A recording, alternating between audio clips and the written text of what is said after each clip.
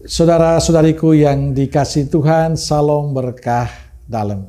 Semoga saudaraku semua sehat dan bahagia. Dan jangan lupa mengawali harimu dengan senyum. Rabu 27 Desember 2023, Pesta Santo Yohanes Rasul dan Penginjil.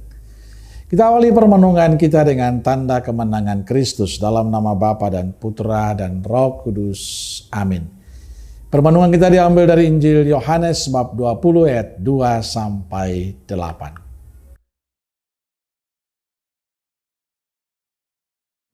Ia berlari-lari mendapatkan Simon Petrus dan murid yang lain yang dikasihi Yesus dan berkata kepada mereka, Tuhan telah diambil orang dari kuburnya dan kami tidak tahu di mana ia diletakkan. Maka berangkatlah Petrus dan murid yang lain itu ke kubur.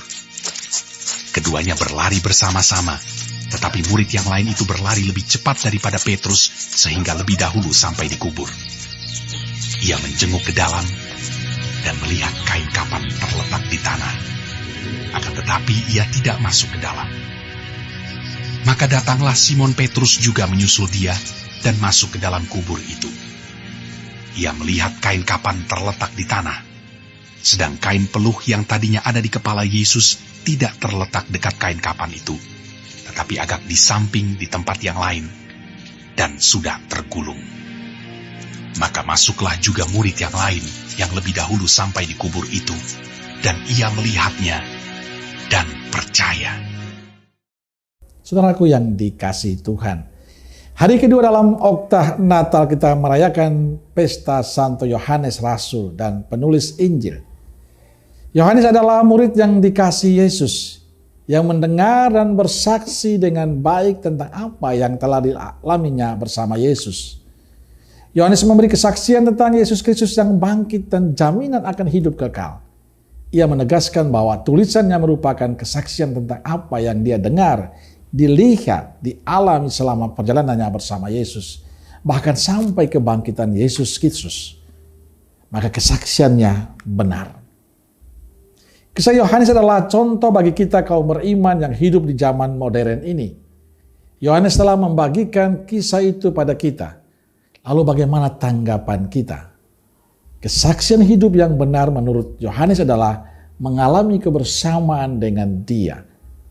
Mengalami perjumpaan dengan Yesus. Perjumpaan bersama Yesus itulah yang kita wartakan dalam kehidupan kita. Caranya dengan terus mengadalami sabda Tuhan. Terus membaca kitab suci, karena di sana kita berjumpa dengan Yesus yang hidup. Dengan demikian kita bisa memberikan kesaksian tentang Kristus. Saudaraku yang dikasihi Tuhan, kunci supaya kita bisa memberikan kesaksian tentang Yesus adalah selalu berjumpa dengan Yesus. Selalu menemui Yesus. Perjumpaan dengan Yesus yang paling konkret adalah dalam permenungan kita, membaca kitab suci. Tekun dalam doa-doa kita, merayakan Ekaristi. Saya kira itu saja yang paling penting. Bila tiga hal ini kita lakukan setiap hari, yakinlah bahwa hidup kita adalah cerminan hidup Yesus. Maka kalau kita ingin menjadi saksi-saksi Yesus, maka dekatlah dengan Yesus, supaya kesaksian kita adalah pengalaman hidup kita karena perjumpaan dengan Yesus, dan itu akan membawa berkat bagi banyak orang. Amin. Semoga Allah yang Maha Kasih memberkati saudaraku sekalian, Bapa, Putra, dan Roh Kudus. Amin. Kalau Kudus Nazaret, doakanlah kami. Amin. Berkah dalam.